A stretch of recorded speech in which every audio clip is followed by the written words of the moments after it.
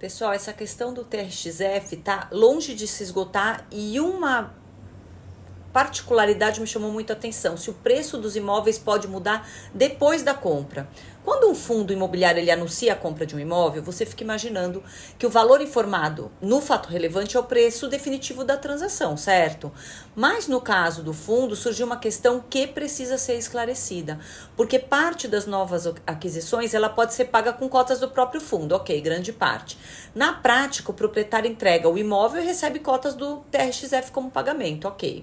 Até aqui essa é uma estrutura possível e que reduz a necessidade do fundo contratar novas dívidas, então tem até um viés positivo. O problema é que chegou a ser mencionada a possibilidade de haver algum tipo de compensação para esses vendedores, caso as cotas estivessem sendo negociadas muito abaixo do valor patrimonial, utilizado como referência na hora de elaborar o preço da troca. Aí isso me preocupa bastante, principalmente se essa compensação considerar o valor de mercado das cotas, porque o mercado é soberano e ninguém consegue determinar para onde o preço de uma cota vai, como a gente está cansado de ver, né, no nosso dia a dia. E a cotação ela pode ser afetada pelos juros, pelo cenário fiscal, pela liquidez, pelo fluxo de investidores, até pelo tamanho da emissão, né, como a gente viu lá no começo. E muitas vezes o preço ele se afasta dos fundamentos do fundo e permanece assim por muito tempo. Então, fica muito difícil elaborar uma operação imobiliária, calcular o retorno dela, utilizando como referência futura um preço que é tão volátil e tão imprevisível. Então, se o vendedor estiver protegido contra uma eventual queda das cotas, a gente precisa entender quem vai assumir esse risco.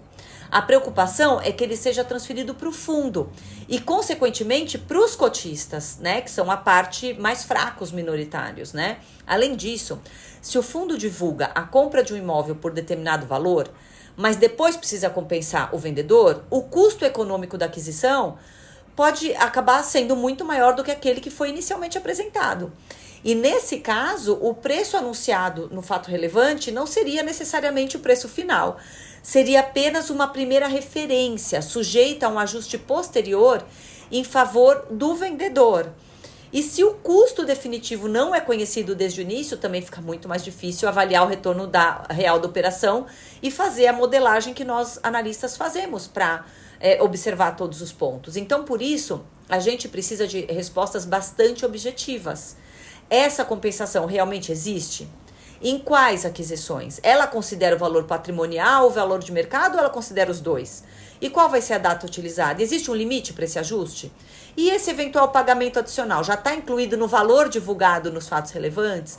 Então, esse esclarecimento se torna ainda mais importante por causa do tamanho da emissão, né? Porque essa emissão não pretende apenas aumentar o fundo. O cenário de captação máxima pode transformar completamente o fundo, fazendo com que o portfólio anterior, que a gente conhece, passe a representar uma parcela minoritária dentro de uma carteira praticamente nova. Então, a gente não está analisando somente o crescimento do fundo que nós já conhecemos. A gente está tentando entender o novo TRXF11, com outro tamanho, outra composição e uma estrutura financeira diferente com novos riscos.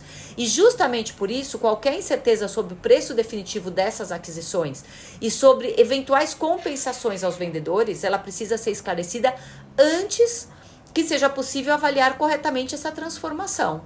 Então, vamos continuar observando, porque não dá para deixar os cotistas reféns do mercado, como nós somos, nós escolhemos, né, tá aí no mercado de renda variável, mas o vendedor dos imóveis não.